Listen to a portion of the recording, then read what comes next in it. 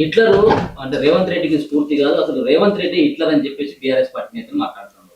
దీన్ని కాంగ్రెస్ పార్టీ నేతలు అంటే బీఆర్ఎస్ పార్టీ ఏంటంటే తెలంగాణ రాష్ట్రంలో చెరువులన్నీ కూడా కబ్జా చేసింది వాళ్ళే కాబట్టి హైదరాబాద్లో కావచ్చు, హెచ్ఎండి లిమిట్స్లో కావచ్చు, తెలంగాణ రాష్ట్ర వ్యాప్తంగా మొత్తం చెరువులు, నాలాలు, కుంటలు, ప్రభుత్వ భూములని కబ్జా చేశారు కాబట్టి వాళ్ళ మీద తెలంగాణ ముఖ్యమంత్రి రేవంత్ రెడ్డి గారు ఉక్కుపాదం మోపుతుండు కాబట్టి హిట్లర్ అని చెప్పి సంబోధించే ప్రయత్నం వారు చేస్తున్నారు. ముఖ్యమంత్రి గారు చెప్పింది హిట్లర్ కొన్నిట్లలో ఎందుకు నాకు స్ఫూర్తి చెప్పిందంటే, ఎవరైనా తప్పు చేసే వాళ్ళ పట్ల మాత్రమే హిట్లర్ ఏ విధంగా ఆనాడు చర్యలు తీసుకుంటో ఆ విధంగా నేను చర్యలు తీసుకుంటా ఉన్నా.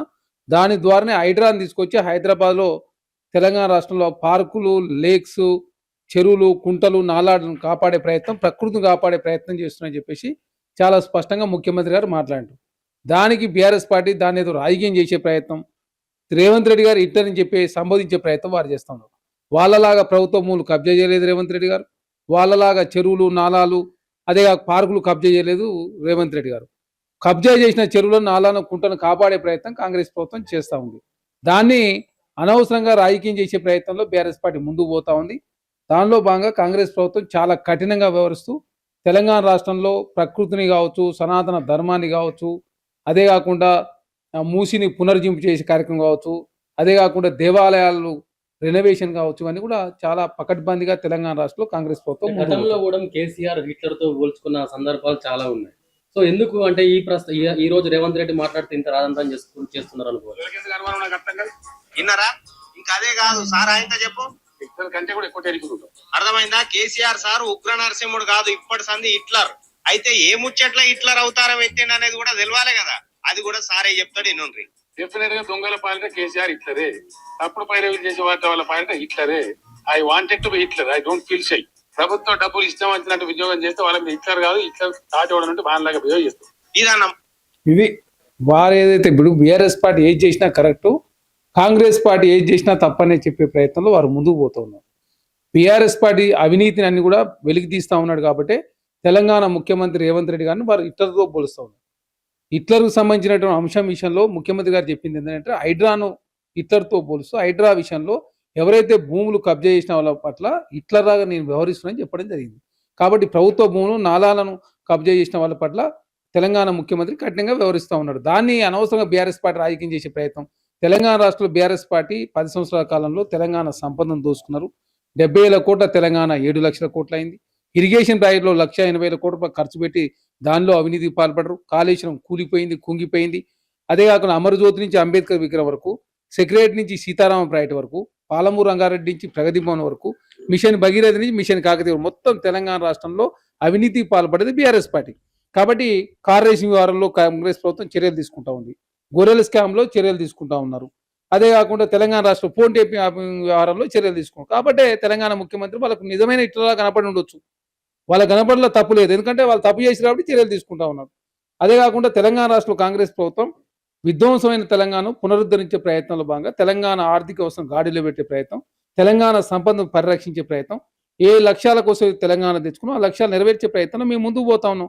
తెలంగాణ ముఖ్యమంత్రి రేవంత్ రెడ్డి గారు అన్నాడు టీజీ కోసం పోరాటాలు జరిగినాయి కాబట్టి టీఎస్ ప్లేస్లో టీజీ తీసుకొచ్చారు కాబట్టి వాళ్ళకు విక్షల. అదేవిధంగా అదే కాకుండా తెలంగాణ రాష్ట్రంలో తెలుగు తల్లి ఫ్లేవర్ ప్లేస్లో తెలంగాణ తల్లి ఫ్లేవర్ని తీసుకురావడం జరిగింది.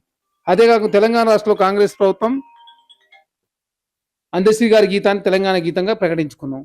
అదే కాకుండా గద్దర్ గారి జయంతిని వర్ధన అధికారికంగా నిర్వహిస్తూ ఉన్నాం. నంది అవార్డులు గద్దర్ గారి పేరు మీద ఇస్తూ ఉన్నాం. గద్దర్ గారి కాకుండా అందశ్రీ గారి స్మృతివనాన్ని కూడా తెలంగాణ రాష్ట్ర ప్రభుత్వం ఏర్పాటు చేసింది. అదే కాక ఉద్యమకాల గుర్తింపు కోసం ఒక కమిటీని కూడా కాన్స్టిట్యూట్ చేసింది. తెలంగాణ రాష్ట్రంలో అస్తిత్వాన్ని, ప్రజాస్వామ్యాన్ని కాపాడే ప్రయత్నం కాంగ్రెస్ ప్రభుత్వం చేస్తుంది కాబట్టి వాళ్ళకు బీఆర్ఎస్ పార్టీ నాయకులకు రేవంత్ రెడ్డి గారు ఇట్లా కనబడి ఉండొచ్చు. అది ఇట్లా గారిని ఒక్కొక్కసారి ఒక్కొక్క విధంగా అర్థం చేసుకోవచ్చు. అంటే బీఆర్ఎస్ పార్టీ మీద, కేసీఆర్ గారి కుటుంబం మీద కావచ్చు, బీఆర్ఎస్ పార్టీ నాయకుల మీద కాంగ్రెస్ పార్టీ రేవంత్ రెడ్డి గారు బలమైనటువంటి అంటే తప్పు చేసిన వాళ్ళ మీద చర్యలు తీసుకునే ప్రయత్నం చేస్తుంటే వారికి ఇట్లా కనపడి ఉండొచ్చు. ఖచ్చితంగా తెలంగాణ రాష్ట్రంలో కాంగ్రెస్ ప్రభుత్వం, ప్రజా ప్రభుత్వం, ప్రజలు ఏదని కూడా చేయడానికి మీకు సిద్ధంగా ఉన్నాం. దానిలో మనం ముందుకు ప్రజలంతా రోడ్ల మీదకి వచ్చి ఏడుస్తుంటే రేవంత్ రెడ్డి సంతోషపడతా ఉన్నారు. ప్రపంచంలోనే అతి కిరాతకమైనటువంటి వ్యక్తి అయినటువంటి ఒక హిట్లర్ తోటి హైడ్రాన్ పోల్చడం ఏంటిది అని చెప్పేసి కేరళ ఉన్నటువంటి మాజీ సీఎం విజయన్ సైతం కూడా కాసేపు రేవంత్ రెడ్డి వ్యాఖ్యల పట్ల ఇప్పుడు విజయ్ గారైనా కేసీఆర్ గారైనా అయ్యా ఆర్టీసీ కార్మికులు 53 రోజులు చేసే సార్ 53 రోజులు సమ్మె చేస్తే పడుచుకున్న పాపాన మీరు పోలే. 6 సార్లు హైకోర్టు మొట్టకాయ వేస్తే తప్ప ఎంతమంది చనిపోయి 31 మంది కార్మికులు చనిపోయారు. మీలాగా తెలంగాణ రాష్ట్రం ప్రజాప్రభుత్వం అట్లా ముందుకు పోతలే. మీరు ఖమ్మంలో ఏదైతే అదే భూదాన్ భూములకు సంబంధించిన భూములు రాష్ట్ర ప్రభుత్వం తీసుకున్న తర్వాత నిజమైన నిర్వాసితులు గుర్తించి అక్కడ డబుల్ బెడ్రూమ్లు ఇచ్చింది రాష్ట్ర ప్రభుత్వం. అదే కాదు తెలంగాణ రాష్ట్రంలో మీరు చూస్తే డబుల్ బెడ్రూమ్ మూసి మీద ఎవరైతే గర్భంలో ఉన్నటువంటి వాళ్ళు ఇల్లు కోల్పోతే వాళ్ళందరికీ డబుల్ బెడ్రూమ్లు ఇస్తా ఉంది. తెలంగాణ రాష్ట్ర వ్యాప్తంగా గుడిసెలు లేని తెలంగాణ చూడాలనే లక్ష్యంతో తెలంగాణ రాష్ట్రంలో ఫస్ట్ గుడిసెల వరకు ఇందిరా ఇల్లు ఇచ్చే ప్రయత్నం జరుగుతూ ఉంది. మీరు డబుల్ బెడ్రూమ్లు ఇవ్వలేదు. అదే కాకుండా డబుల్ బెడ్రూమ్లు ఇస్తానని చెప్పి తెలంగాణ రాష్ట్రంలో సబ్బండ వర్గాలను మోసం చేసింది మీరు. జర్నలిస్టులకు జాగాలు ఇచ్చే ప్రయత్నం కాంగ్రెస్ ప్రభుత్వం చేస్తుంటే పోర్ట్ సీట్లు కాదు వేరే కాడే అని చెప్పేసి కేటీఆర్ గారు హరీష్ గారు తెలంగాణ సమాజాన్ని తప్పుదారి పడిచే ప్రయత్నం. కాబట్టి కాంగ్రెస్ ప్రభుత్వం తెలంగాణ రాష్ట్రంలో ఇచ్చిన ప్రతి హామీని అదే కాకుండా ఉన్న ప్రతి సమస్య పరిష్కరించే ప్రయత్నంలో ముందుకు పోతాం. అంటే హిట్లర్ను రేవంత్ రెడ్డి గారిని హిట్లర్తో పోల్చే బదులు తాలిబాన్లతో పోల్చాలని చెప్పేసి కల్వకుంట్ల కవిత మాట్లాడింది. ఇక కల్వకుంట్ల కవిత గారైనా బీఆర్ఎస్ పార్టీ అయినా వాళ్ళకు తెలంగాణ రాష్ట్రంలో పవర్ పోయిన తర్వాత తాలిబాన్లని కాంగ్రెస్ ప్రభుత్వాన్ని హిట్లర్ అయిన ఒకరు, ఇక భారతీయ జనతా పార్టీ కాంగ్రెస్ పార్టీకి వేస్తే పాకిస్తాన్ కోటేసినట్టు అని చెప్పేసి ఒకరు. అంటే పవర్ పోయిన తర్వాత అన్ని గుర్తొస్తాయి. మీరు తాలిబాన్ల పాలన కొనసాగించారు కాబట్టి ప్రగతి భవన్లోకి గద్దనకు 3 గంటల పాటు బయట కూర్చోబెట్టి ఎండలో కూర్చోబెట్టారు. మీరు మేము గద్దనన్న ఎండలో కూర్చోబెట్టినామా? గద్దనన్న చనిపోతే వారి పేరు మీద వర్ధంతులు చేతి అధికారం నిర్వహిస్తూ వారి పేరు మీద నంది అవార్డులు ఇస్తూ కాంగ్రెస్ ప్రభుత్వం. అందశ్రీ గారి అదేవిధంగా చనిపోతే వారి కుటుంబానికి సంబంధించి ఇంట్లో ఉద్యోగం ఇస్తూ అదే 1 కోటి నజరాన ఇస్తూ 500 గజాల జాగ ఇస్తూ వారి గీతాన్ని తెలంగాణ గీతం ప్రకటించుకొని స్మృతివనాన్ని ఏర్పాటు చేసుకున్నాం. మీరు తాలిబాన్లా, మీరు ఇట్లరా, తెలంగాణ రాష్ట్రంలో కాంగ్రెస్ ప్రభుత్వం ఇట్లరా, తెలంగాణ సమాజంకి అర్థమవుతుంది కదా. అదే కాకుండా ప్రజాపాలన చేస్తూ తెలంగాణ రాష్ట్రంలో మీరు చూస్తున్నారు ప్రగతి భవన్ ప్లేస్ లో ప్రజాభవన్ ఏర్పాటు చేసుకొని ప్రజాభవన్ జరుగుతుంది. ఆనాడు ఇందిరా పార్క్ దగ్గర ధర్నా చేసుకునే అవకాశం ఇవ్వలేదు కదా. మీరు ఇవ్వలేదంటే మీరు తాలిబాన్లా, కాంగ్రెస్ పార్టీ తాలిబాన్లా చెప్పాల్సిన అవసరం ఉంది కదా. కల్వకుంట్ల కవిత గారు 9 సంవత్సరాల కాలం పాటు బీఆర్ఎస్ పార్టీ ఎంజాయ్ చేసి ఇప్పుడు నేను బీఆర్ఎస్ పార్టీ చేసిన తప్పులకు నేను కారణం కాదు, కాంగ్రెస్ పార్టీ తాలిబాన్లతో పోలిస్తే ఎట్లా? మీ ప్రచారం కోసం మీ మీడియా ఆర్భాటం కోసం బీఆర్ఎస్ పార్టీ తాలిబాన్లతో పోలుస్తారు, హిట్లర్తో పోలుస్తారు. హిట్లరు కొన్ని అంశాల విషయంలో హిట్లర్లాగా వ్యవహరిస్తున్నాను నేను, కొన్ని అంశాల విషయంలో హిట్లర్ నాకు స్ఫూర్తి అని చెప్పేసి తెలంగాణ ముఖ్యమంత్రి రేవంత్ రెడ్డి గారు మాట్లాడారు. అదే గతంలో కేసీఆర్ గారు కూడా అట్లాంటి వ్యాఖ్యలే చేశారు కదా. మరి కేసీఆర్ గారు ఆనాడు హిట్లర్ అయితే తెలంగాణ ముఖ్యమంత్రి కూడా హిట్లర్ అనుకోరా? ఏమైతే అంటే బీఆర్ఎస్ పార్టీ ఏది చేసినా కరెక్టు, కాంగ్రెస్ పార్టీ ఏది మాట్లాడే తప్పనే ప్రయత్నం వారు చేస్తూ ఉన్నారు. ఖచ్చితంగా ప్రజాప్రభుత్వంలో తనామన అనే భేదం లేదు. ఖచ్చితంగా చట్టం ప్రకారం చర్యలు తీసుకుంటూ ప్రకృతిని కాపాడే ప్రయత్నం, తెలంగాణ సంపదను కాపాడే ప్రయత్నంలో ముందుకు పోతాం.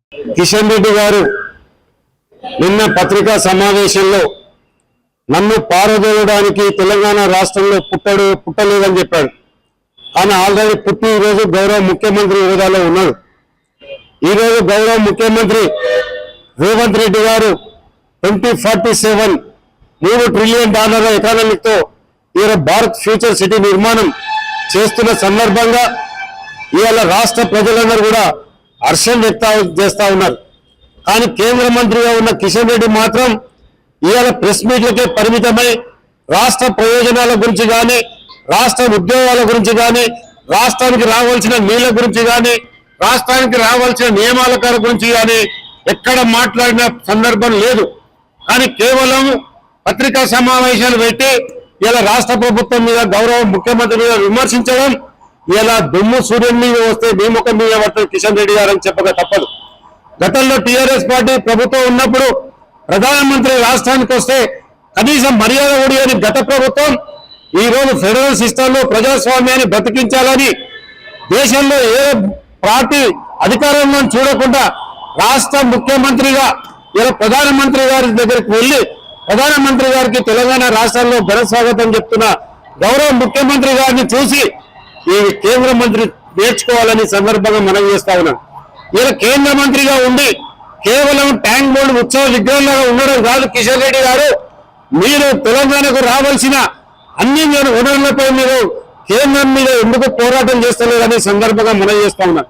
ఈ రోజు రాష్ట్ర ప్రభుత్వము ఇలా వరి కొనుగోలు విషయంలో దాదాపు 279 కొనుగోలు కేంద్రాలు ఏర్పాటు చేసి రాష్ట్రంలో 6 లక్షల మెట్రిక్ ధాన్యాన్ని ఇలా రాష్ట్ర ప్రభుత్వం కొనుగోలు చేస్తుంటే మీకు కళ్ళుండి కబోడివాని నేను అడుగుతా ఉన్నాను. కేంద్రం దగ్గర పోయి మా వడ్లు ఎందుకు కొనవని నువ్వు ప్రధానమంత్రి గారి దగ్గర పోయి నిద్రపోతున్న కేంద్ర ప్రభుత్వాన్ని ఎందుకు అడుగుతలేవని సందర్భంగా మనం చేస్తున్నాం. నువ్వు కేంద్ర మంత్రివా లేకుంటే జిహెచ్ఎంసీలో ఒక కార్పొరేటర్వా ఈ సందర్భంగా కిషన్ రెడ్డి గారిని డిమాండ్ చేస్తున్నాను. కిషన్ రెడ్డి గారు ఇలా గౌరవ ముఖ్యమంత్రి గారు దేశద్వారా కోకుండా కేంద్ర మంత్రులను కలిసి ఇలా రాష్ట్రానికి కావాల్సిన అన్ని విషయాలపై వినతి పత్రాలు ఇస్తూ ఉంటే నువ్వు చేయవలసిన పని గౌరవ ముఖ్యమంత్రి గారు చేస్తుంటే నువ్వు మాత్రము ఇలా తయారై కేవలం పవర్ ను అదే విధంగా ప్రోటోకాల్ ఎంజాయ్ చేస్తున్నావు. ఇది పద్ధతి కాదు. తెలంగాణ సమాజం మీ మీద ఎన్నో ఆశలు పెట్టుకొని తెలంగాణకు ఒక కేబినెట్ మంత్రి వస్తే సంతోషపడ్డాం. కానీ ఇట్లా దురదృష్టవశాత్తుగా ఇలా ఒక డమ్మి ఒక రబ్బర్ స్టాంప్ మంత్రి ఉంటారని మేము కలలో కూడా అనుకోలేదు. కనుక ఇప్పటికైనా ముఖ్యమంత్రి గారితో నిన్న ముఖ్యమంత్రి గారు ఒక మాట చెప్పారు బహిరంగ సభలో ఉప్పల్ బగాయత్లో, కిషన్ రెడ్డి గారు మీరు కేంద్ర ప్రభుత్వం దగ్గరికి అఖిలపక్షాన్ని తీసుకపోండి, అన్ని విషయాలపై చర్చిద్దామని చెప్తే నువ్వు మాత్రం కేవలం పత్రికా పరిమితమైన తెలంగాణ సమాజం చూస్తా ఉంది. ఇలా తెలంగాణ సమాజం నా గురించి బాగా తెలుసు అంటున్నావు. తెలంగాణ సమాజానికి తెలిసింది నువ్వు ఒక డమ్మీ మంత్రి అని, అదే విధంగా ఒక రబ్బర్ స్టాంపు కేంద్ర మంత్రి అని తెలిసింది. ఇప్పటికైనా మీరు ఇవన్నీ మానుకొని ఏదైతే రేవంత్ రెడ్డి గారు గౌరవ ముఖ్యమంత్రి గారు చేస్తున్న భగీరథ ప్రయత్నానికి మీరు సహకరించకపోతే తెలంగాణ సమాజం మిమ్మల్ని బేషరతుగా బహిష్కరిస్తామని చెప్పడంలో ఎలాంటి అతిశక్తులు లేదని సందర్భంగా కేంద్ర మంత్రి డిమాండ్ చేస్తారు.